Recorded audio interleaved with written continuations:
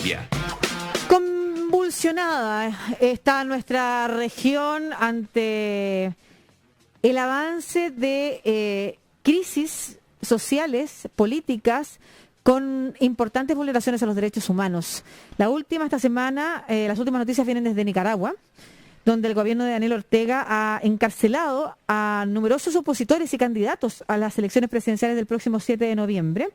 Ha respondido él señalando, después de las críticas que ha recibido, que hay un ataque implacable sin precedentes de parte de la prensa financiada por Estados Unidos. Dice, hay enemigos.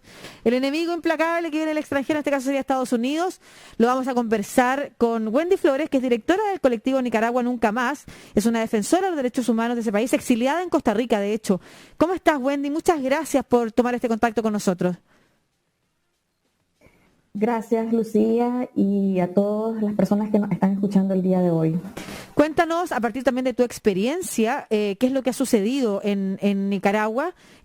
Tú estás exiliada ya, de hecho la recomendación es intentar no contactar a personas que estén en Nicaragua, tratando de levantar información hacia el resto del mundo, precisamente porque están siendo perseguidos. Así que por eso, primero que todo, te agradecemos, pero también por lo mismo te pregunto, desde tu experiencia también, ¿qué es lo que pasa hoy en Nicaragua? Bueno, en Nicaragua es la instalación abierta de una dictadura que nosotros ya la veníamos sintiendo desde hacía muchos años y veníamos diciendo, estamos viviendo una dictadura, no como las que hemos conocido en el pasado, sino de enmascarada, pues en una especie de democracia, pero realmente nosotros vivíamos una represión severa, una limitación de nuestras libertades individuales, del espacio cívico. Realmente apresaban a dirigentes sociales, a dirigentes sindicales, a reporteros, a periodistas que llegaban. Las amenazas, las campañas de descalificación eran constantes y obviamente había un cerco o una barrera por el control de los medios de comunicación que ellos han mantenido durante muchos años, que impedía obviamente que la información fluyera como empezó a fluir con mayor fuerza con la represión de 2018. Recordemos que en abril, que inician una serie de protestas, la forma de controlar y de tratar los problemas en Nicaragua ha sido mediante la represión y no fue la excepción. Dispararon a matar a jóvenes, a niños, a personas que portaban una bandera azul y blanco, a personas que llevaban agua, comida, medicinas, y fueron encarceladas pues más de 800 personas sometidos a procesos arbitrarios, 1.200, 1.600 personas resultaron detenidas en general, más de 2.000 heridos, 328 muertos en tan solo un año, en 2018. Y esto no ha cesado, o sea, ha habido... cada nicaragüense ha tenido un familiar, un amigo, una persona que ha tenido que sufrir todos estos ataques, agresiones, hostigamientos, la impunidad que ha caracterizado todos estos crímenes y graves violaciones a derechos humanos, que las víctimas pues obviamente no han cesado en su resistencia a demandar justicia. Y ahora pues en estos 3 años que ellos mantuvieron su posición de aquí no salimos, sino mediante unas elecciones, se llega el tiempo de las elecciones y la arremetida es contra los opositores y contra quienes representan una amenaza para la pérdida del poder político. Entonces, por eso ahora estamos viendo 4 precandidatos presos, sin acceso a comunicación, sin acceso a sus familiares, sin que les permitan el ingreso de alimentos, con violaciones a las garantías del debido proceso, Wendy, con la implementación de leyes represivas. Dígame. Sí, ¿qué pasa con el Marcelo, ¿qué pasa con el Congreso nicaragüense? ¿Está tomado como el gobierno por medio del nepotismo por Daniel Ortega también?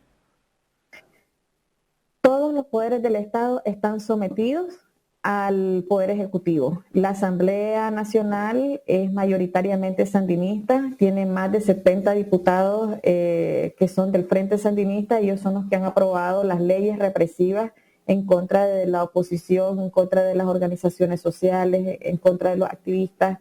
En los últimos meses se aprobó la ley de agentes extranjeros para que todo nicaragüense que reciba financiamiento de la cooperación internacional o de alguna organización o que hable en nuestro país, prácticamente es un agente extranjero. O sea, lo sustraen de nuestro derecho a ser nicaragüenses para pasar a ser agentes extranjeros y en tal sentido un enemigo, ¿verdad?, del gobierno.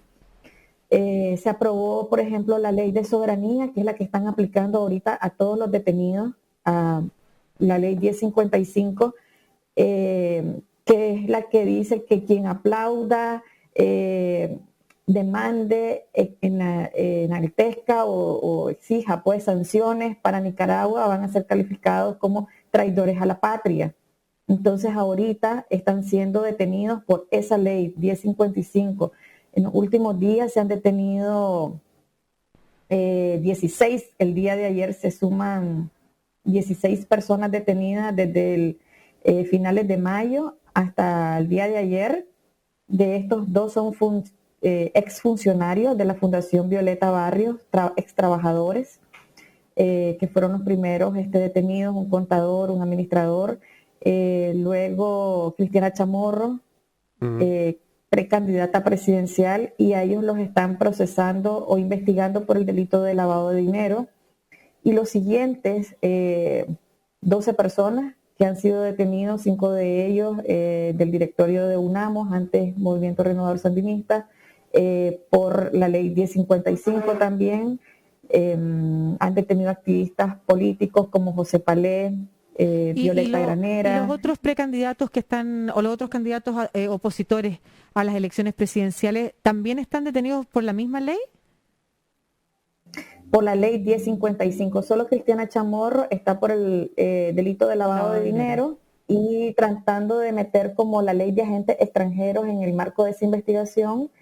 Y en el caso de Arturo Cruz, Félix Maradiaga y Juan Sebastián Chamorro están siendo detenidos o fueron detenidos e investigados por el delito de atentar contra la soberanía conforme a la ley 1055. ¿De qué manera Pero en cualquiera de todos estos casos, ¿sí?, el patrón ha sido el mismo, incluso detenciones en horas de la noche, sin acceso a abogados, no les permiten ingreso de alimentos, trasladados a la Dirección de Auxilio Judicial. Sin debido proceso y además con bajo estas leyes que el mismo Congreso, que está cooptado por esta fuerza, ha ido promulgando y que van claramente perjudicando, limitando los derechos ciudadanos que tienen los nicaragüenses y las nicaragüenses.